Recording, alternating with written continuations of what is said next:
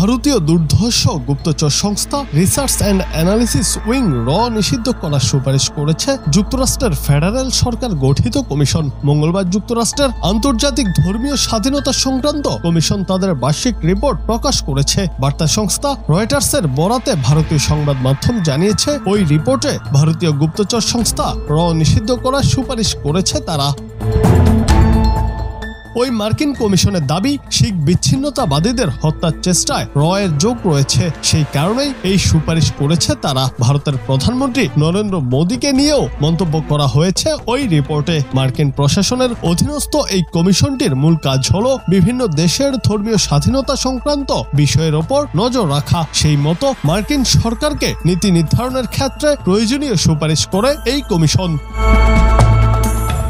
কূটনৈতিক বিশ্লেষকরা বলছেন, এশিয়া তথা বিশ্বের যে কোনো প্রান্তে চীনের প্রভাব ঠেকাতে ভারতকে একটি পছন্দের বিকল্প হিসেবে দেখে যুক্তরাষ্ট্র। ফলে কমিশনের সুপারিশ মতো ভারতীয় গুপ্তচর সংস্থাকে মার্কিন প্রশাসন নিষিদ্ধ করে দেবে সেই সম্ভাবনা প্রায় নেই বললেই চলে। মূলত শিখ নেতা গুরুপদ বন্ত সিংহ পন্নুনকে 2023 সালে হত্যার ষড়যন্ত্রে এর এক প্রাক্তন কর্মকর্তা জড়িত রয়েছে বলে দাবি যুক্তরাষ্ট্রের। ওই শিখ নেতা একজন মার্কিন নাগরিক।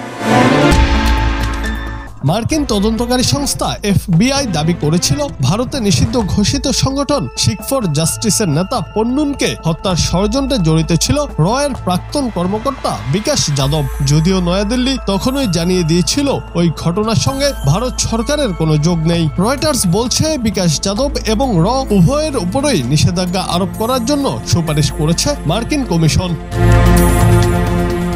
ওই কমিশনের দাবি, 2024 সালে ভারতে ধর্মীয় স্বাধীনতার অবনতি হয়েছে, সংখ্যালঘুদের প্রতি বৈষম্য বৃদ্ধি পেয়েছে বলেও দাবি করেছে কমিশন। গত বছরের নির্বাচনী প্রচারের সময়ে সংখ্যালঘুদের বিষয়ে বিভ্রান্তিকর তথ্য প্রচার করেছেন ভারতের প্রধানমন্ত্রী মোদী এবং বিজেপি।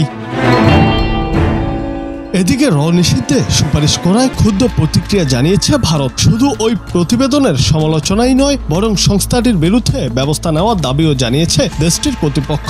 ওই প্রতিবেদনের প্রতিক্রিয়া জানান ভারতের পররাষ্ট্র মন্ত্রণালয়ের মুখপাত্র রণধীর জয়সওয়াল। তিনি মার্কিন কমিশনের প্রতিবেদন প্রত্যাখ্যানের পাশাপাশি USCIRF-কে আন্তর্জাতিকভাবে একটি উদ্বেগের সংস্থা হিসেবে চিহ্নিত করার আহ্বানও জানান। জুনায়েদ আহমেদ, বাংলা টিভি।